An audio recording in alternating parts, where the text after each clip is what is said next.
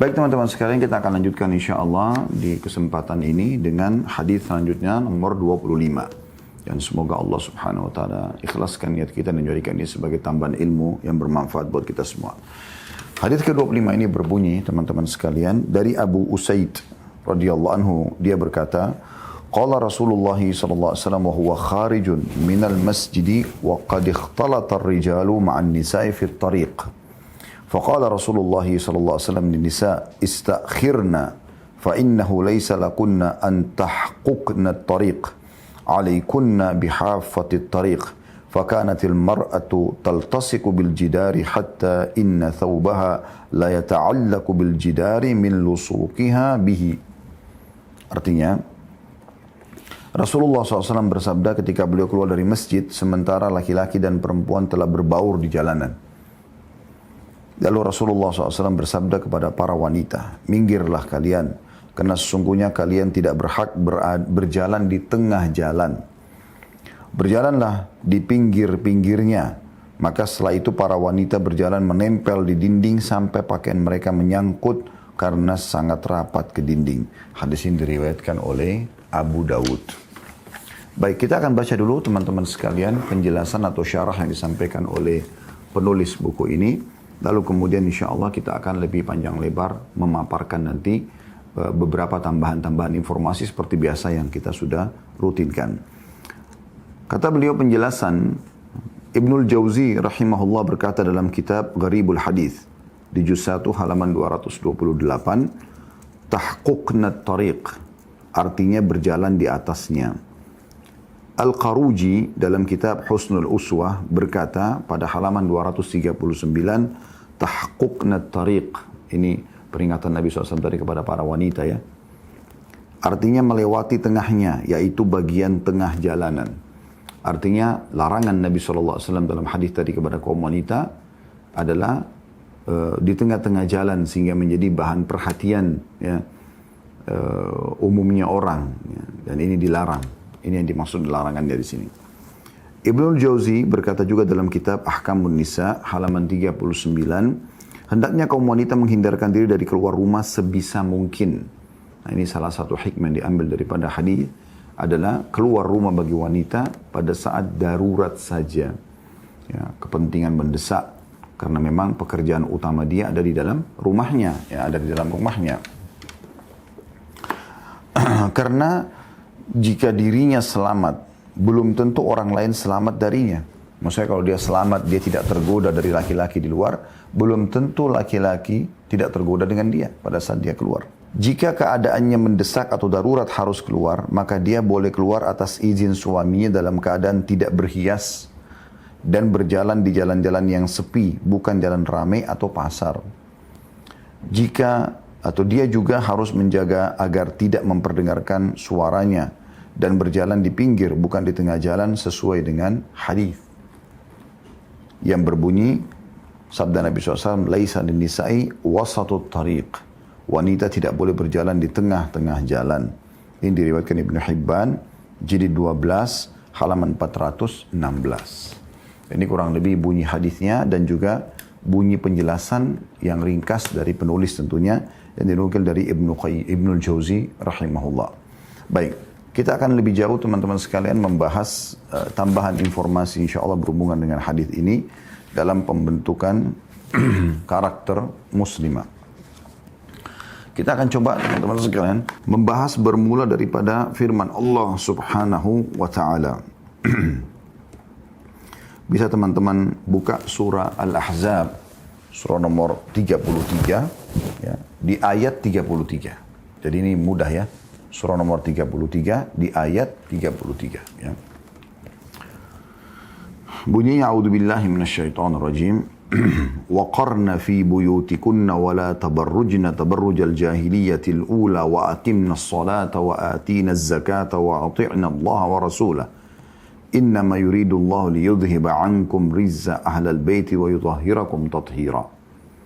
Yang artinya, dan hendaklah kamu tetap tinggal di rumah-rumah kamu dan janganlah kamu berhias dan bertingkah laku seperti orang-orang jahiliyah dulu. Saya sebelum kenal hijab dalam Islam, sebelum kenal rasa malu dalam Islam. Dan dirikanlah sholat. Sibukkan sholat di mana? Di rumah. Tunaikanlah zakat dan taatilah Allah dan Rasulnya. Sesungguhnya Allah bermaksud hendak menghilangkan dosa dari kamu, wahai ahlul bait, dan membersihkan kamu sebersih-bersihnya. Kita dengarkan bagaimana Syekh Nasir As-Sa'di, salah satu ahli tafsir umat Islam ini, rahimahullah, menafsirkan firman Allah ini. Beliau mengatakan, makna waqarna fi buyutikunna, ya, dan menetaplah kalian di rumah kalian wahai para wanita, adalah maknanya karena itu lebih selamat bagi kalian dan lebih memelihara diri kalian. Jadi sebab kenapa Allah menyuruh para muslimah untuk tinggal di rumah, justru untuk kebaikan mereka sendiri. Penciptanya lebih tahu. Dan di masa corona seperti sekarang ini, subhanallah, lebih mempermudah wanita, gitu kan, untuk lebih menikmati rumahnya. Karena memang kita dianjurkan lebih banyak di rumah. Dan ini penekanannya dalam syariat Islam, ada corona atau tidak ada corona, bagi wanita dianjurkan agar mereka tidak keluar rumah kecuali dalam keadaan darurat. Ya. Penting sekali. Allah mengatakan waqarna fi buyutikunna. Tinggallah kalian wahai para wanita di rumah-rumah kalian. Dan tafsirnya adalah, kata beliau, karena tinggal di rumah itu adalah lebih selamat untuk kalian dan memelihara kalian. Karena kapan wanita keluar, banyak sekali fitnah yang bisa terjadi. Kecuali darurat. Kecuali darurat. Yang bertugas untuk sholat berjamaah di masjid, ngantar jenazah, cari nafkah, jihad, adalah kaum laki-laki, bukan kaum wanita. Sementara pekerjaan utama mereka mengurus anak, merawat rumah, membersihkan rumah, ya, memenuhi kebutuhan suaminya adalah pekerjaan utama. Dan ini harus memang dua komponen masyarakat ini, laki-laki dan perempuan, menjadi tim yang sangat bagus.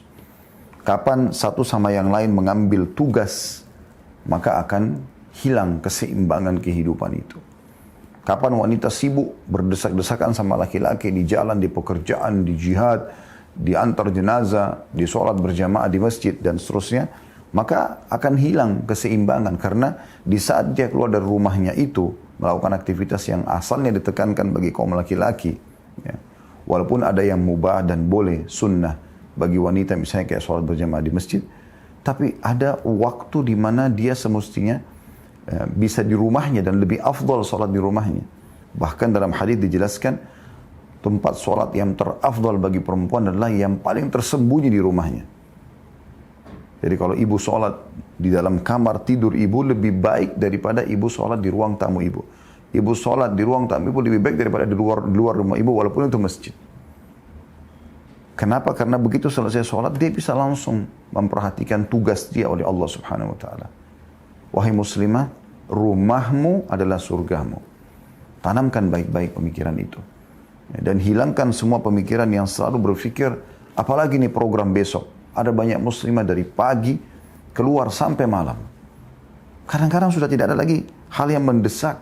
Bukan karena dia harus menafkahi anak yang masih kecil, dan kalau tidak mereka akan mati kelaparan. Bukan karena sesuatu yang penting, misalnya harus menghadiri majelis ilmu. Kadang-kadang hanya duduk ngobrol sama teman, buang-buang waktu di mall, di pasar, di keramaian, sehingga akhirnya suami pulang ke rumah dia belum datang, gitu kan, dia masih kumpul sama teman-temannya. Kemudian anak-anak juga hanya diurus oleh pembantu dan baby sister. Ini semua membuat ketidakstabilan kehidupan. Ya. Ada banyak perempuan sibuk bekerja di luar. Kemudian yang sibuk mengurus rumah suaminya. Terbalik, suaminya menganggur, suaminya segala macam. Duduk di rumah, pegang sapu, cuci baju, ya, ngurus anak-anak. Ini semua terbalik. Seorang muslim dalam Islam, laki-laki, boleh dia membantu istrinya. Sebagaimana Nabi SAW dikatakan dalam hadis Bukhari, pada saat Ummul Mukminin Aisyah radhiyallahu anha ditanya, apa yang Nabi SAW lakukan di rumahnya? Kata beliau, seperti laki-laki, seseorang laki-laki di antara kalian. Artinya dia memenuhi hajatnya, dia mau istirahat silakan, dia mau ganti baju, dia mau mandi, bebas. Dan kadang-kadang dia membantu kebutuhan istrinya. Walau diperlukan. Tapi kadang-kadang bukan menjadi sebuah rutinitas. Jangan lagi dibebankan suami pekerjaan yang memang bukan tugas dia. Bukan tugas dia cuci piring, cuci baju, ya, bersihkan rumah, bukan tugas lagi suami. Buatlah dia sudah masuk rumah tenang dengan apa namanya? Dengan suasana yang enak, yang bersih, yang wangi, ya, makanan yang sehat, ya, sesuatu yang menyenangkan mata dia pada saat dia masuk rumah supaya dia penat dia di luar hilang dan kemudian dia mulai lagi semangat untuk kerja besok. Kan begitu. Itu yang harus ditekankan. Pesan ilahi di situ untuk para muslimah tadi. Jadi bagaimana Anda fokus di rumah Anda dan pekerjaan Anda, dan itu sudah cukup untuk membawa tiket Anda masuk ke dalam surga. Anda boleh keluar tapi dalam keadaan darurat. Ya. Sedangkan kata beliau, lanjutan masih Syekh Nasir As-Sa'di rahimahullah, makna daripada wala tabarrujna tabarrujal jahiliyatil ula, dan janganlah kalian keluar gitu kan, berpenampilan atau bersolek seperti orang-orang jahiliyah dulu. Maksudnya sebelum mengenal Islam, kata beliau, janganlah banyak keluar dan bersolek atau memakai parfum sebagaimana kebiasaan orang-orang jahiliyah sebelum Islam yang tidak memiliki ilmu dan agama. Mereka nggak punya rasa malu, mereka nggak punya rasa takut kepada Allah. Ya, mereka tidak menjaga nama baiknya, nama baik suaminya, nama baik keluarganya. Kata beliau, ya, janganlah banyak keluar dengan bersolek dan memakai parfum sebagaimana kebiasaan orang-orang jahiliyah sebelum Islam yang tidak memiliki ilmu dan agama. Perintah tersebut bertujuan untuk mencegah munculnya kejahatan dan sebab-sebabnya. Diambil dari buku beliau, tafsir beliau, Taisir Karimur Rahman, surah Al-Ahzab ayat 33. Seorang mufassir yang lain yang masyhur, Ibnu Katsir rahimahullah, juga mengatakan dalam buku tafsir beliau bahwa makna ayat di atas Al-Ahzab 33, tetaplah di rumah-rumah kalian dan jangan keluar tanpa ada kebutuhan. Kalau sudah kebutuhan silakan, Anda harus keluar, apa boleh buat, ya.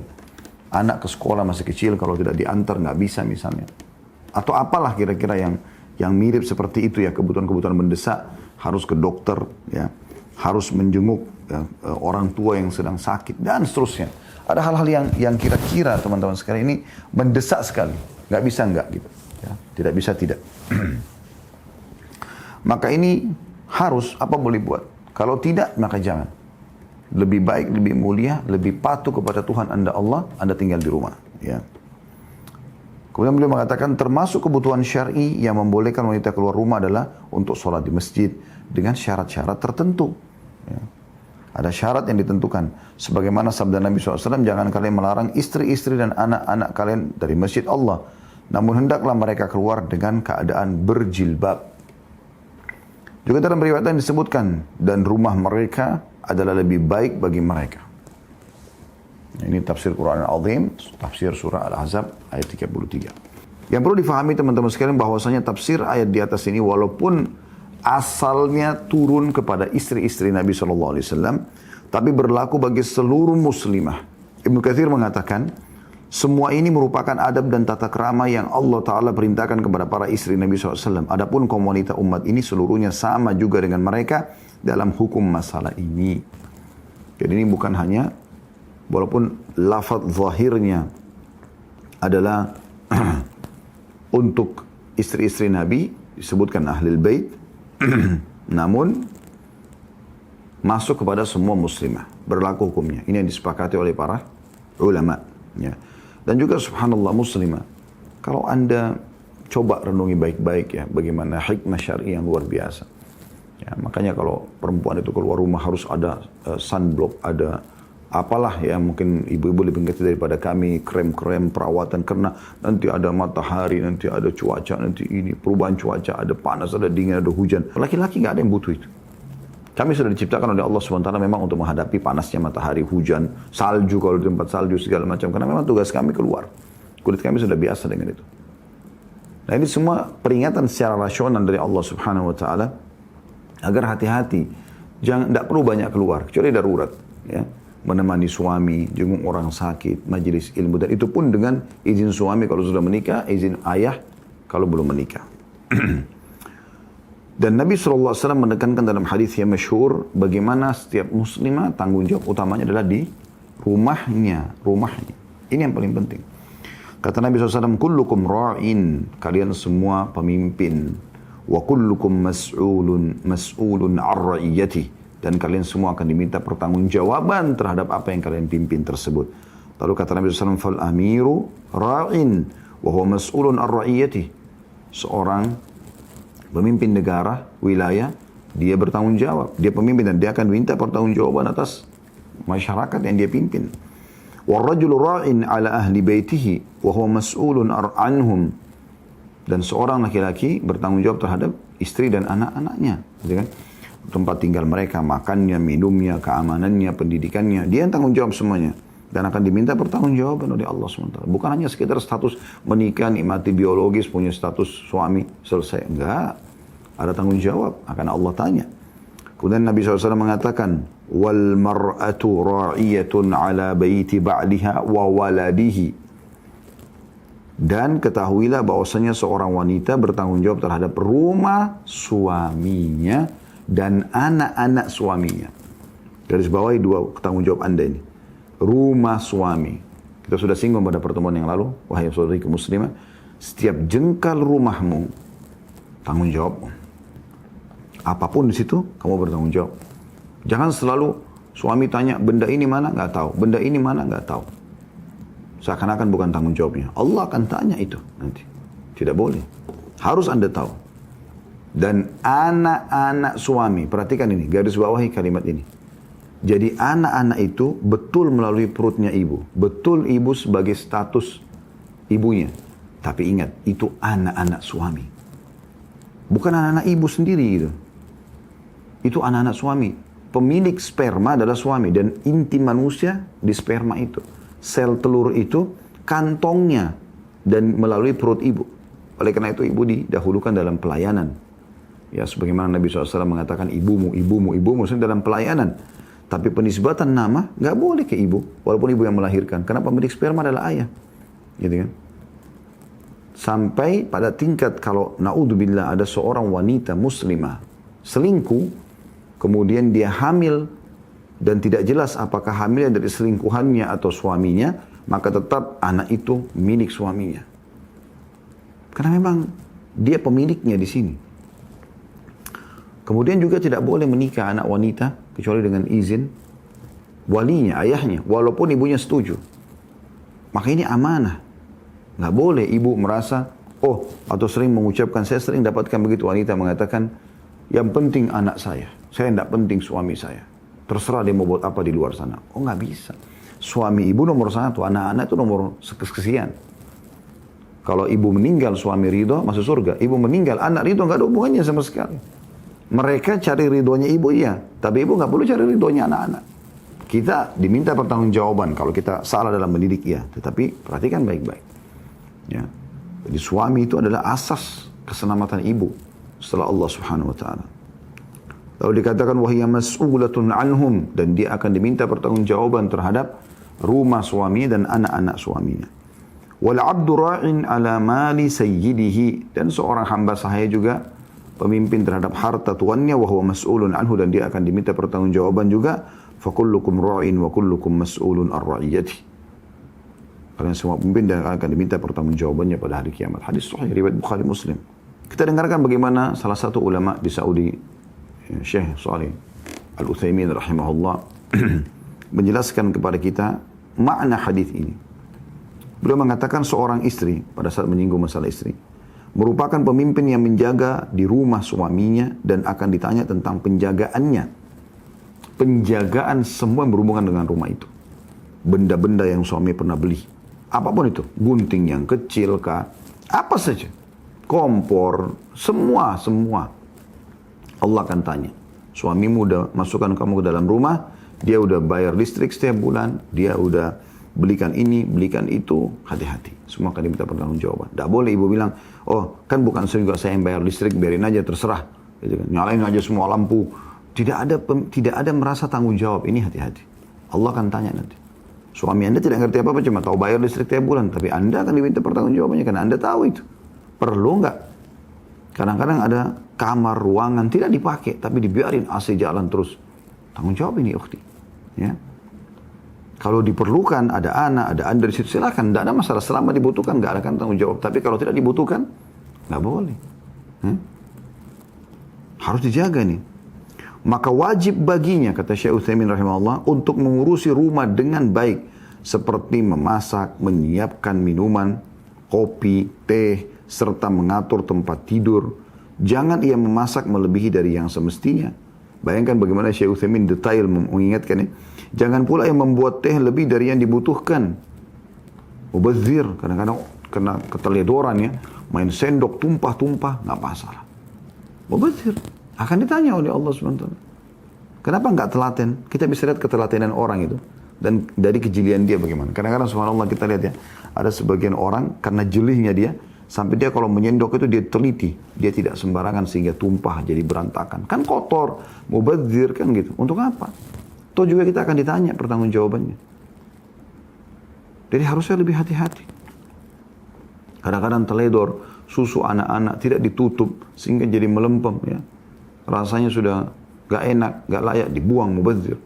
Makanan-makanan berlebihan. Apalagi di Ramadan sekarang, seperti orang yang balas dendam pada saat buka puasa. Ini semua harus diperbaiki, saudariku muslim. Kalau enggak, ini akan jadi tanggung jawab semuanya. Kata beliau, ia harus menjadi seorang wanita yang bersikap pertengahan, tidak bersikap kurang dan tidak berlebihan, sesuai dengan kebutuhan. Karena sikap pertengahan adalah separuh dari penghidupan. Tidak boleh melampaui batas dalam apa yang tidak sepantasnya. Istri juga, kata beliau, memiliki tanggung jawab terhadap anak-anaknya dalam mengurus dan memperbaiki urusan mereka.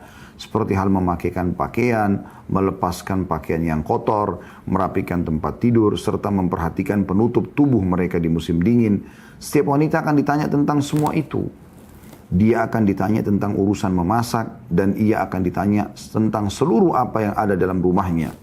Diambil dari Syarah Riyadhus Shalihin di jilid 2 halaman 133 sampai 134. 134, maaf. Jadi begitu detailnya. Banyak muslimah mengatakan, "Lah, itu bukan tanggung jawab saya kok. Saya cuma tugas saya patuh sama suami ya, tapi nggak perlu ngurusin semua ini." Tapi kan Ustadz, bagaimana caranya kita membagi waktu, urus anak, kemudian urus masakan, urus rumah. Ibu boleh pakai pembantu. Ibu boleh ajukan kepada suami baik-baik untuk diberikan pembantu. Tidak ada masalah. Yang penting ibu jangan bengkalaikan kewajibannya ibu. Itu yang penting sebenarnya. Bagaimana ibu tidak membengkalaikan kewajibannya. Karena ibu akan minta tanggung jawaban. Yang minta tanggung jawab adalah Tuhan Anda, Allah Subhanahu wa Ta'ala. Ini yang kita sedang bahas pada kesempatan ini sebenarnya. Jadi dia selain menjadi pendamping suami, memenuhi kebutuhan suami, juga akan menjadi pelayan bagi anak-anaknya. Ya. Dan itu semua adalah ibadah yang luar biasa. Yang kalau dia jalankan dengan baik amanah itu, maka dia akan dibalas dengan surga. Tapi kalau dia bengkalaikan, maka dia akan diminta pertanggungjawabannya. Ya. Jadi jangan anggap remeh teman-teman sekalian. Sendok-sendok yang hilang begitu saja. Tiba-tiba minta lagi dari suami. Ya, yang perlu juga diperhatikan teman-teman sekalian, hormati suami di rumah itu. Ya, kadang-kadang minta uang bulanan kasar, seperti orang yang nagih utang. Bertakwa kepada Allah, wahai muslim. Ini nggak boleh sama sekali. Ya, santun, ramah. Maka akan ada juga respon yang baik dari suami. Allah Subhanahu wa Ta'ala juga mengingatkan teman-teman surah An-Nisa ayat 34 tadi sudah kita jelaskan, Al-Ahzab 33 ya. Sekarang kita coba lihat An-Nisa 34 yang berbunyi, perhatikan ini menggambarkan bahwasanya memang setiap muslimah itu penekanannya lebih banyak di rumah. Jangan keluar kecuali dalam keadaan darurat. Jangan berdesak-desakan dengan laki-laki. Ya. Selalu merasa perlu harus ada karir ini, karir itu. Karir terbaikmu adalah kau menjadi seorang istri yang mendapat ridho suami dan juga seorang ibu yang mencetak kader-kader umat di rumahmu, wahai muslimah. Dan lebih daripada itu sebenarnya. Jadi nggak usah tambah-tambah sesuatu yang merepotkan diri anda. Baik. Allah SWT berfirman dalam surah An-Nisa ayat 34. A'udzu billahi minasyaitonir rajim. Ar-rijalu qawwamuna 'alan nisa'i bima faddalallahu ba'dahum 'ala ba'din wa bima anfaqu min amwalihim. Lalu Allah bilang apa? Fas-salihatu qanitatun hafizatun lil ghaibi bima hafizallah. Kaum laki-laki pemimpin bagi kaum wanita. Tidak bisa diubah ini. Pemimpin berarti dia penentu keputusan. Bukan ibu menentukan keputusan di rumah ini. Firman Allah nggak boleh dibantah. Berikan semua keputusan final kepada suami. Boleh berikan masukan, tapi nggak usah cemberut kalau nggak diterima pendapatnya. Anda bertakwa kepada Allah Subhanahu Wa Taala. Kecuali suami suruh kemaksiatan nggak boleh. Taat kepada makhluk yang berbuat maksiat kepada Sang Pencipta, sebagaimana Nabi SAW jelaskan dalam hadis. Kata Allah, kaum laki-laki adalah pemimpin bagi kaum wanita, oleh karena Allah telah melebihkan laki-laki itu atas wanita. Karena mereka laki-laki telah menafkahkan sebagian dari harta mereka. Mereka kerja sebulan penuh, ya. Sebagaimana sudah sering saya bilang, saya lihat teman-teman yang bergabung bersama kami di kantor, mereka bekerja 8 jam sehari, ya. Dengan suka dukanya lah ya, pekerjaan yang rumit, kadang-kadang juga ada waktu ringan. Tapi 1 bulan uang yang dikumpulkan 3 juta, 4 juta, 5 juta, berapa juta pun gajinya misalnya. Semua dihabiskan, diberikan kepada keluarganya. Atau mayoritasnya istrinya yang menikmati sebenarnya. Wajib dia berterima kasih dengan itu. Bagaimana seorang laki-laki asing yang tidak dikenal sebelumnya tiba-tiba berkorban semua. Ya. Kemudian Allah mengatakan, setelah menjelaskan itu ya, laki-laki didahulukan dari kaum wanita, Allah mengatakan sebab itu. Wanita muslimah, nah wanita mu'minah, wanita salihah kata Allah. Fassalihatu, wanita yang salihah, ialah yang taat kepada Allah lagi memelihara diri ketika suami tidak ada. Maknanya apa? Di rumah ini. Ya. Tidak keluar rumah, tidak selingkuh. Ya. Itu yang salihah. Oleh karena Allah telah memelihara mereka. Apa maknanya Allah telah memelihara mereka? Maksudnya adalah Allah telah memberikan mereka memenuhi semua kebutuhan wanita muslimah sebelum menikah dari ayahnya, setelah menikah dari suaminya. Syekh bin Baz rahimahullah berkata, Islam menetapkan masing-masing dari suami dan istri memiliki kewajiban yang khusus agar keduanya menjalankan perannya masing-masing, sehingga sempurnalah bangunan masyarakat di dalam dan di luar rumah. Ya, jadi laki-laki bertugas di luar, perempuan di dalam rumah. Ya. Suami berkewajiban mencari nafkah dan penghasilan, sedangkan istri berkewajiban mendidik anak-anak, memberikan kasih sayang, menyusui dan mengasuh mereka, serta tugas-tugas lain yang sesuai baginya, seperti mengajar anak-anak perempuan, mengurusi sekolah mereka, mengobati mereka, serta pekerjaan lain yang khusus bagi kaum wanita. Bila wanita sampai meninggalkan kewajiban dalam rumahnya, berarti ia telah menyia-nyiakan rumah serta para penghuninya. Hal tersebut dapat menyebabkan kerusakan dalam keluarga secara hakiki maupun maknawi. Banyak sekali muslimah-muslimah yang terpengaruh teman-teman dengan pemikiran orang-orang barat, orang-orang non-muslim yang seakan-akan ya memaksakan harus ada kesetaraan ya, antara laki-laki sama perempuan dalam segala hal. Sehingga perempuan pun harus bisa menjadi laki-laki. Ini dari mana ya? Islam tidak pernah suruh seperti itu. Tidak ada sama sekali perintah dalam Islam untuk seperti itu. Tidak pernah ada perintah perempuan harus sama dengan laki-laki. Kalau begitu juga, dia harus hilangkan haidnya. Ya kan? Sementara Islam pada saat dia haid diberikan keringanan, dia tidak sholat. Dan tidak wajib mengganti sholat itu. Sementara laki-laki tidak punya haid. Jadi Islam datang sebenarnya mengatur proporsional. Allah lebih tahu bagaimana kebutuhan laki-laki dan perempuan. Maka Allah berikan sesuai dengan kebutuhan mereka itu. Beban-bebannya juga gitu kan. Banyak muslimah teman-teman kena sibuk dengan konsep-konsep para orientalis, orang-orang non-muslim. Yang terus saja mengumandangkan kesetaraan gender. Harus sama, harus sama, harus sama. Harus sama bagaimana dulu ini. Islam juga mengatur ada kesamaan. Muslimah walaupun haid mereka tidak sholat, tapi mereka punya kesempatan meraih pahala dari sisi yang lain, gitu kan? Karena kalau pakai hitung-hitungan kuantitas, jumlah, maka kalau seorang wanita berumur 70 tahun, anggaplah 50 tahun dia sholat, ya. Umurnya misalnya 60 tahun, ya. Dan ada laki-laki umurnya sama, maka kita akan temukan sholatnya si laki-laki itu full selama 50 tahun, perempuan ini enggak. Dikurangi sepertiganya. Kenapa saya katakan sepertiga? Atau seperempatnya tepatnya. Karena umumnya wanita itu kan kalau haid, mereka sepekan ya.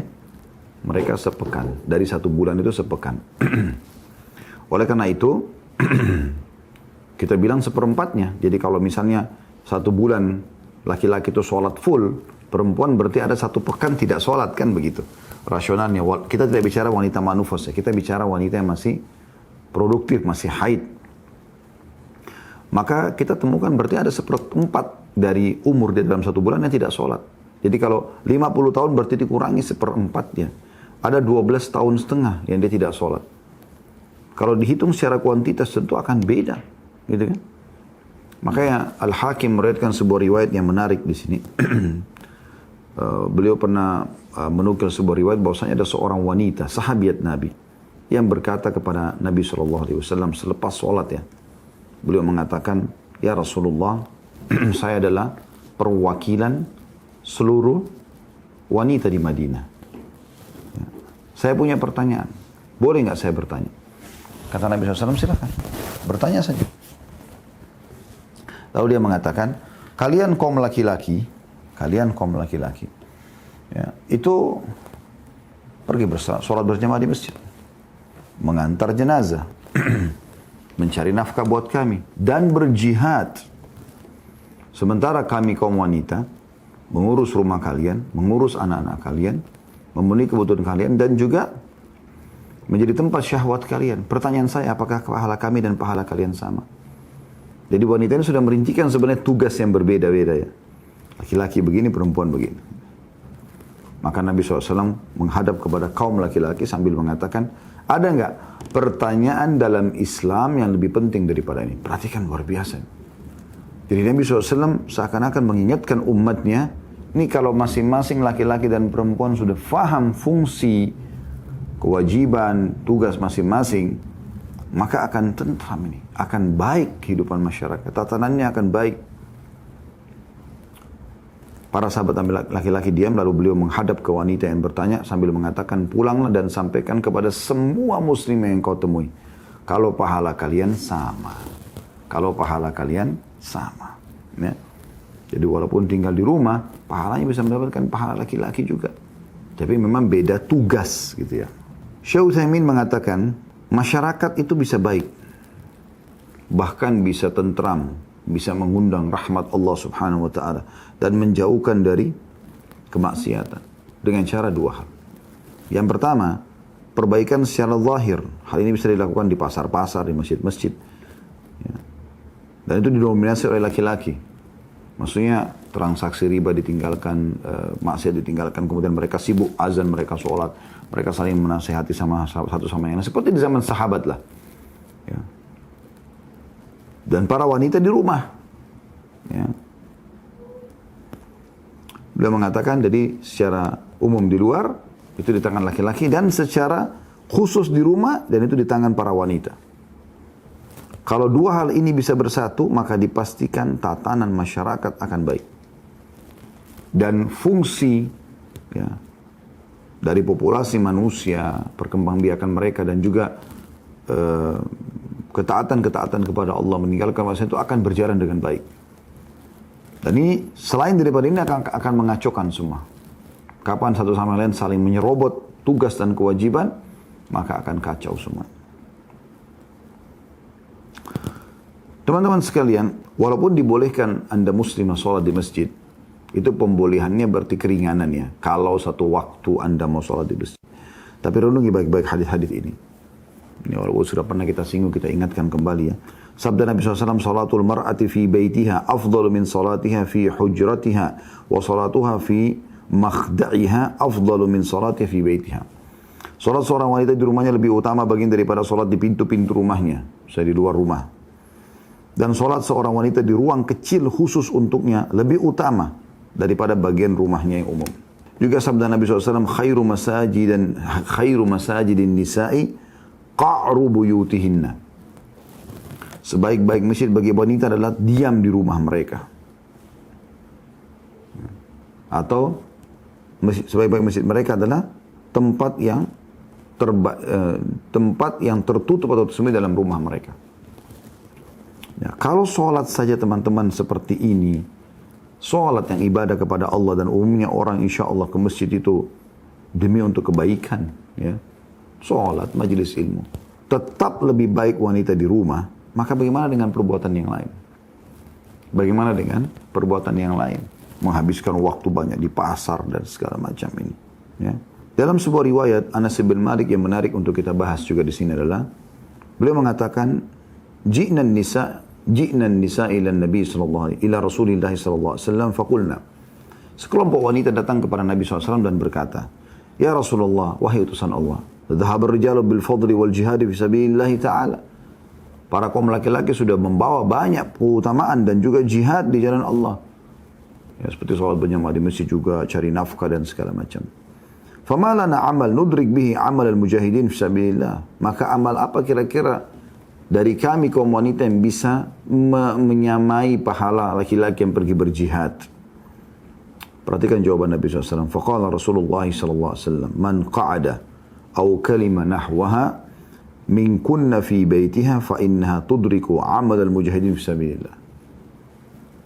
Nabi SAW mengatakan, siapapun di antara kalian wahai wanita yang duduk, tinggal diam, ya, atau kalimat yang serupa dikatakan dalam hadis ini, siapapun yang di antara kalian yang duduk, yang tenang, yang tinggal, yang tetap di rumahnya, maka dia akan mendapatkan pahala jihad di jalan Allah. Ini luar biasa ini. Ya. Ini dinukil dari tafsir Ibnu Katsir, ya, tafsir Quran Azim dalam surah Al-Ahzab ayat 33. Riwayat ini beliau angkat. Kita akan tutup teman-teman sekalian dengan hal-hal yang berkaitan dengan bahasan kita. Kalaupun muslimah atau ibu harus keluar rumah, maka perhatikan beberapa hal ini. Nah, ini yang kita titik beratkan dalam penutupan bahasan kita. Yang pertama, perhatikan baik-baik hijab syar'inya, tutup aurat yang benar, ya. Tutup aurat yang benar. Ini harus betul-betul diperhatikan, tidak boleh main-main masalah ini. Karena Allah SWT berfirman dalam surah Al-Ahzab ayat 59, surah tadi yang Bapak Ibu sudah kami anjurkan buka, tapi tadi kita bahas ayat 33, ini ayat 59-nya. A'udzu billahi minasyaitonir rajim, ya ayuhan nabiyyu qul li azwajika wa banatika wa nisa'il mu'minina yudnina 'alaihinna min jalabibihinna dzalika adna ay yu'rafna fala yu'dzain. Al-ayat. Wahai Nabi, katakanlah kepada istri-istrimu, putri-putrimu, serta wanita-wanita kaum mukminin, berarti semua wanita muslimah. Hendaklah mereka mengulurkan jilbab-jilbab mereka di atas tubuh mereka. Yang demikian itu, tujuannya tutup aurat, lebih pantas bagi mereka untuk dikenali, maksudnya sebagai wanita muslim. Sehingga mereka tidak diganggu. Subhanallah, jawaban atau gambaran Allah SWT supaya mereka tidak diganggu. Dan ini sudah sering kita sampaikan, ya, di bahasan-bahasan sebelumnya. Bagaimana ada praktek yang pernah saya nonton, ada cuplikan di YouTube itu. Seorang wanita di Amerika jalan tanpa hijab. Kemudian bagaimana dia diganggu oleh banyak laki-laki sepanjang jalan. Kemudian beberapa saat setelah itu, dia pakai hijab, kemudian dia jalan. Tidak ada satupun orang yang mengganggunya. Kuasa Ar-Rahman, kuasa Allah yang Maha Pengasih. Bagaimana memang Allah tidak mungkin salah dalam menyampaikan titahnya, perintahnya, firmannya. Yang kedua, jangan memakai wangi-wangian. Yang sudah pernah kita bahas, kecuali hand body atau hal-hal yang mungkin tidak menyengat. Mungkin dia pakai cadar, dia taruh sedikit supaya dia tidak terganggu. Sudah pernah kita jelaskan masalah itu. Tapi kalau sudah menyengat ke laki-laki ini nggak boleh. Karena kata Nabi SAW dalam hadis riwayat Muslim, ayyuman bra'atin asabat bakhuran fala tashhadu ma'ana al-isya'il akhirah.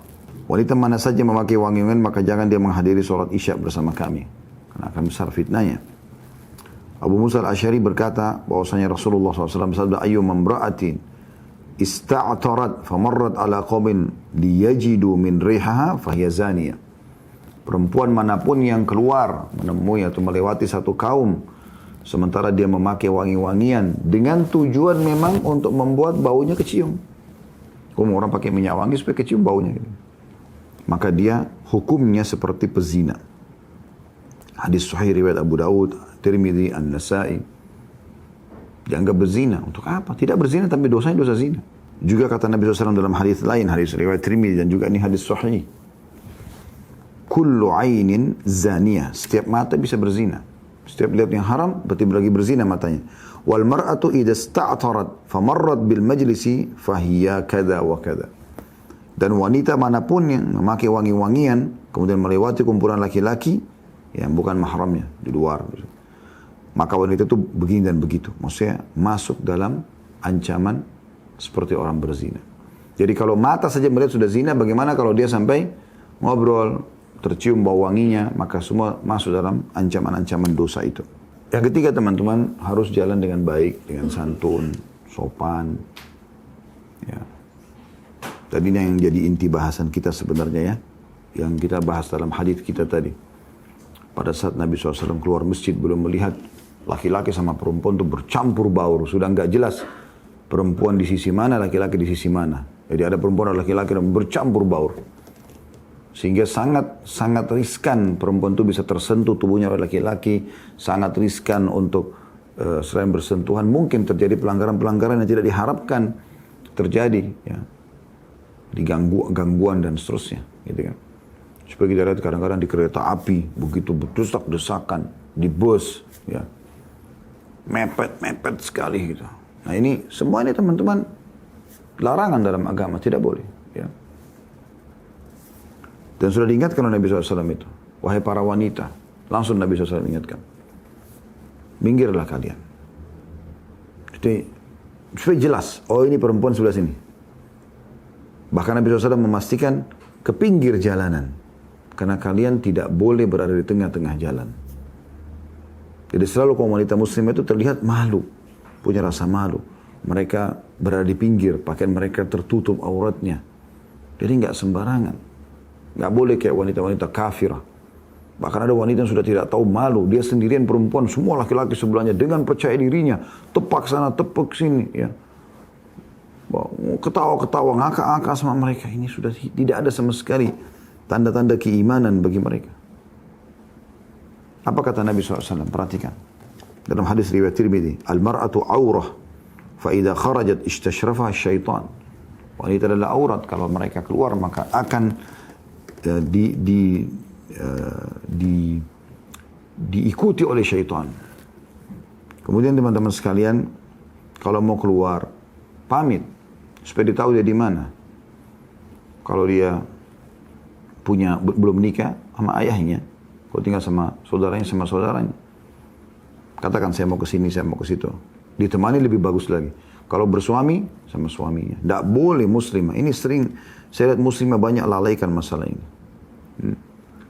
Oh, tidak penting izin sama suami. Saya kan cuma jalan-jalan sama teman saya. Saya kan cuma begini. Mau jalan dengan peraturannya sendiri. Tidak bisa, ukhti muslimah. Kau ini mukminah, kau ini muslimah.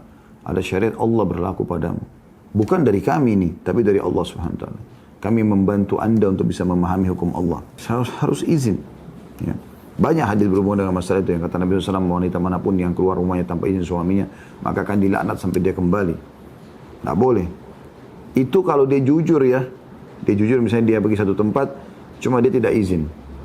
Bagaimana kalau ditambah lagi dengan kebohongan-kebohongan? Pas ditanya, oh enggak, saya enggak ke situ kok. Saya tadi jalan sama teman-teman atau ini. Padahal sebenarnya dia lagi pergi berzina atau apa. Ya. Itu lebih parah lagi. Ingat teman-teman, kita ini di muka bumi ini berhubungan sama Sang Pencipta Allah Subhanahu wa taala. Allah itu Maha melihat, Maha mengetahui, ya. Sehebat apapun kita mengatur tipu daya, Allah punya tipu daya lebih hebat. Innahum yakiduna kaida wa akidu kaida, kata Allah. Mereka mengatur tipu daya, tipu muslihat, aku lebih hebat tipu dayaku. Dan Allah mengatakan dalam firman lain, inna kaidi matin. Tipu dayaku, tipuku itu pengaturan Allah SWT matin, sangat teratur rapi. Nggak bisa kita menghindar. Allah punya cara membongkar kesalahan-kesalahan Anda. Itu yang kelima. Yang keenam, teman-teman sekalian, masuk dalam peringatan sama tadi dari hadis kita ya. Hati-hati dengan suara.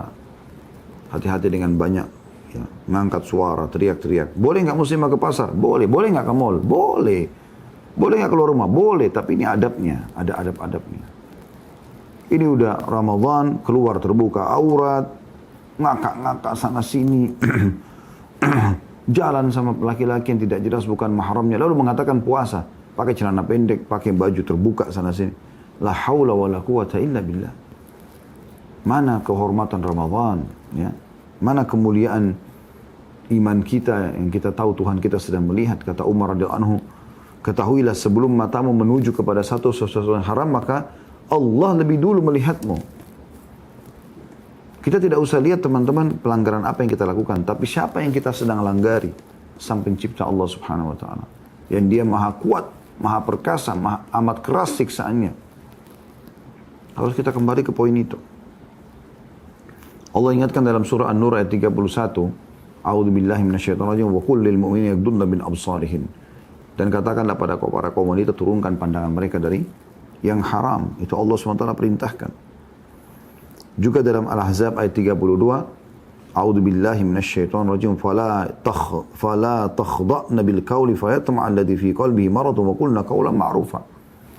Dan janganlah kalian wahai para wanita melembut-lembutkan suara kalian, manja-manja. Salah sama suami silakan, tapi sama laki-laki umumnya. Ketika berbicara, kata Allah. Dan janganlah kalian melembut-lembutkan suara ketika berbicara. Ini firman Allah. Sudah 1400 tahun turun. Dan setiap muslimah mukmin yang memahami masalah ini. Sehingga berkeinginan jeleklah orang yang ada penyakit dalam hatinya, oleh karena itu ucapkanlah perkataan yang baik saja. Itu peringatan yang luar biasa yang harus diperhatikan. Kemudian juga yang tidak kalah penting teman-teman sekalian adalah kalau safar ada mahram. Ini juga poin penting yang harus digarisbawahi. Karena Nabi SAW melarang wanita safar tanpa mahram. Ya. Kemudian yang penutup teman-teman sekalian, keluar sesuai dengan kebutuhan. Ya. Dan usahakan selalu bersama dengan seseorang. Kalau itu hubungan kerabat ada bagus, ya. Kalau sama suami lebih baik, sama anak yang mahram bagus. Kalau tidak, maka paling tidak ya bersama dengan wanita muslimah yang salihah, bukan wanita fasiqah. Saya kadang-kadang heran melihat ada sebagian muslimah sudah bagus auratnya tertutup, ya, rapi, ya, bagus. Tapi ternyata temannya tidak berhijab. Temannya, dia muslimah, sudah hadir di pengajian, bahkan kadang-kadang pakai hijab syar'i. Temannya masih merokok. Temannya masih bergaul bebas. Temannya bolak-balik masuk bar dan karaoke. Kenapa ini? Kenapa kalau tidak berteman sama mereka? Nabi SAW mengatakan, Al-maru ala dini khalili. Seseorang sesuai dengan agama temannya. Falyandur ahadukum ila man yukhalil, maka dia harus pilih siapa temannya yang dia menjadikan sebagai sahabatnya. Kita di manusia lemah teman-teman, mudah terpengaruh. Sekali kita duduk dengan 3-4 orang ahli maksiat, maka kita bisa terpengaruh dengan mereka. Sekali kisah dengan seorang laki-laki, dengan teman-temannya menikmati narkotika, khamr, dan segala macam, kita bisa terpengaruh. Jangan bilang tidak. Sebagaimana kita juga kalau duduk sama muslimah, mukminah yang kadang-kadang menceritakan sebuah ayat atau kisah, dia bisa menangis, kita juga akan terpengaruh. Waktu kita terbatas teman-teman. Bayangkan kalau kita meninggal sementara kita lagi bersama-sama dengan mereka, teman-teman yang buruk ini, naudzubillah. Dan bayangkan kalau kita meninggal sementara kita bersama dengan teman-teman yang baik. Ya, hati-hati. Semua akan ada pertanggungjawabannya. Ingat, kata penutup saya, saudari muslimah, ya, saya fokus ke muslimah karena ini bahas tentang muslimah. Umurmu terbatas. Yang lalu, kalaupun kau bersalah sekarang, kesempatan bertobat. Apalagi ini di 10 terakhir Ramadan. Dan nanti malam, insya Allah malam ganjil. Dan Allah subhanahu wa ta'ala memastikan Lailatul Qadar lebih baik daripada 1000 bulan. Dan ini penjelasan sebagian ulama bukan bermakna, bisa bermakna lebih daripada 1000 bulan. Karena Allah mengatakan, bukan seperti 1000 bulan, tapi khairun min alfi syahr. Lebih baik daripada 1000 bulan. Dan bisa juga bermakna, bukan 1000 secara letterlet. Di zaman sahabat, orang mengenal angka 1000 ini angka tertinggi. Dan Allah SWT sedang mengajak bicara orang-orang Arab pada saat itu. Lebih baik daripada 1000. Lebih baik daripada angka-angka terbesar yang Anda miliki. Maksimalkan ibadah kepada Allah SWT. Dan itu kan lebih baik daripada miliaran, daripada triliunan. Bukan cuma 1000. Lebih banyak daripada itu. Kesempatan emas. Yang lalu bertobat kepada Allah kalau salah, kalau sudah baik kita tinggal pertahankan dan tingkatkan kualitasnya. Allahu a'lam.